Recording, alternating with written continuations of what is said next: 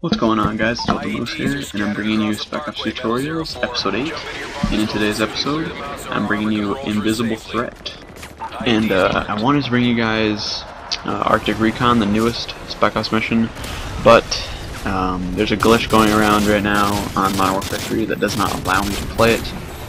So I couldn't do it for you guys, and I would have liked to, because I'm sure it'll be a fun mission. Most Spec Ops missions are.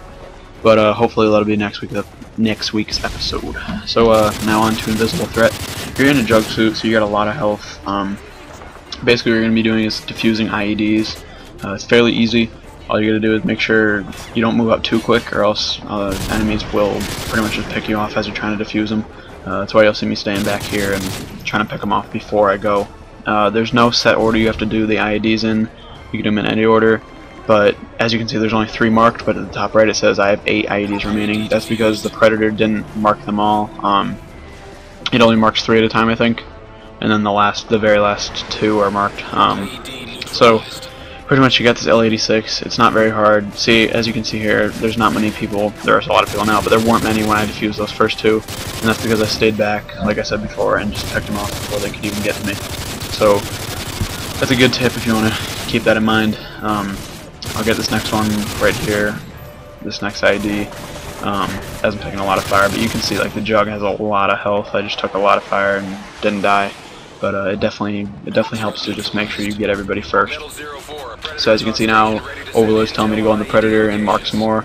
Right when you go on the Predator, it'll mark them instantly, so it's really not too difficult. Right here, I'm trying to figure out how to get the perfect shot, because there is like a set distance you can move the Predator left and right.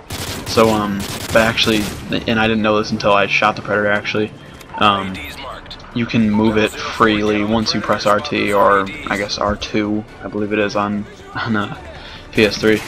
And once you shoot it, you can move it freely wherever you want instead of having this fixed radius that you can move it around. So the Predator is actually a lot better than I thought it was. I thought it was kind of annoying that it had to do that. But I like going to the left here because it lets you get this one without really having to take out too many people. It's going to be nice. Eventually there's going to be a tank that moves up. I think he says it right here. He says another wave of enemy troops. And then, yeah, here, enemy armor. And I was trying to figure out here, I still didn't figure out that you could, free aim it once you press RT, but I do figure it out in about a minute, and then I take out the tank like that. But right here, once the tank rolls in, you can probably just take it out right now. Just make sure your shot's on target. Eventually I will get messed up a little bit right now, and yeah, it'll mess me up a little bit. But yeah, that's pretty much the gist of what happens with the tank. So yeah, I mean, the tank's pretty easy to take out. As you can see, I'm running a little bit low on ammo, but right over there that I'm aiming right there actually is an ammo crate, I guess you want to call it. And I'll move over there in a little bit and be able to, use it to get more ammo.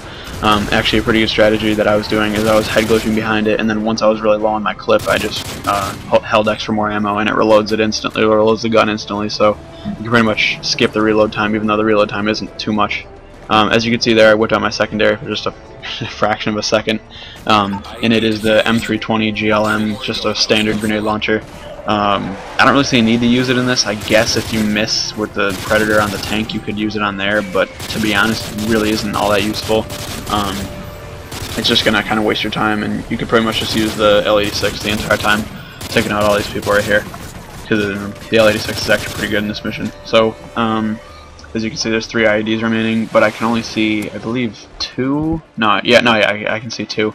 This one's pretty easy, and the next one's right behind a telephone pole, I think, or some kind of pole.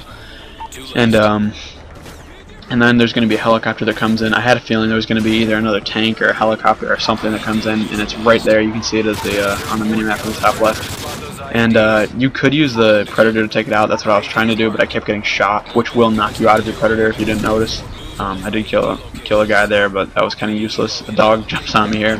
Make sure if that happens, just click the R stick. It's a pretty easy kill and get out of it.